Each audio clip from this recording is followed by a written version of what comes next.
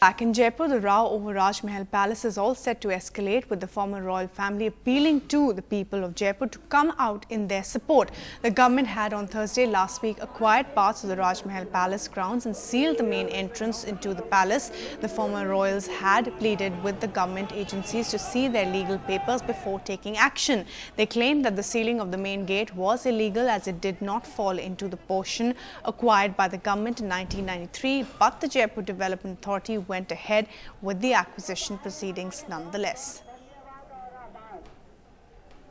Rajasthan has much larger issues to battle, and the CM should focus on Dalits, the rapes, the education crisis, the situation in Rajasthan.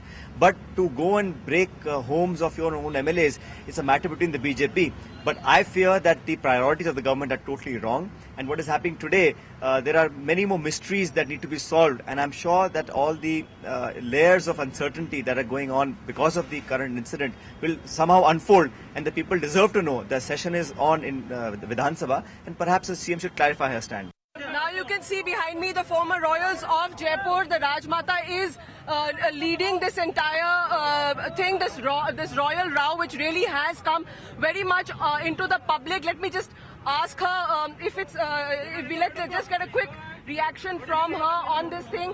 Rajmata Sahab, what do you have to say about this? What thing? What is your stand on this entire issue that has happened? You've come out on the streets. People have come out in support of you.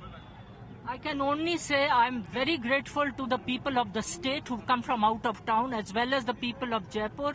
They have always been connected to the royal families.